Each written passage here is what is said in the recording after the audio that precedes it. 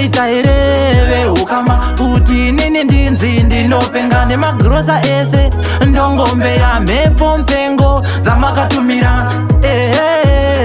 ukama kuti nini ndinzi ndinopenga nemagrosa ese ndongombe ya nemunhu wese ndongosemwa handiko kuromba asi kuroya ndinonzi pamba ndinonzi dhani papipa ndaba ndinongotemwa pese pandasvika ndinongodzingwa ndine hwema hwemusango nditori mhuka pese pandarara ndinongodzingwa veukama vese vakandibuka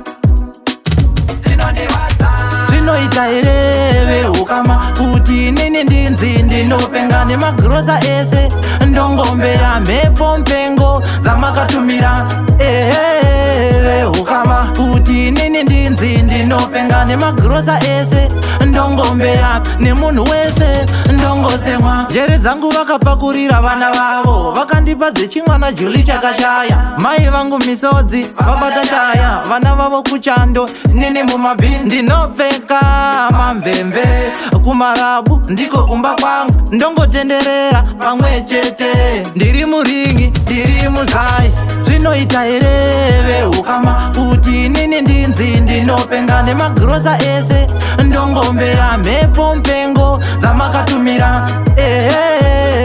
ukama kuti nini ndinzi ndinopenga nemagrosa ese ndongombe ya nemunhu wese ndongosemwa handiko kuromba asi kuroya ndinonzi pamba ndinonzi dhani papipa ndaba ndinongotemwa pese pandasvika ndinongodzingwa ndine hwema hwemusango nditori mhuka pese pandarara ndinongodzingwa veukama vese vakandibuka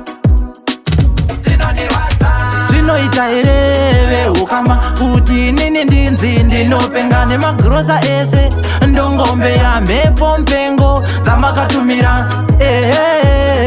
ukama kuti nini ndinzi ndinopenga nemagrosa ese ndongombe ya nemunhu wese ndongosemwa zvinoita here veukama kuti nini ndinzi ndinopenga nemagrosa ese ndongombe ya mhepo mpengo dzamakatumira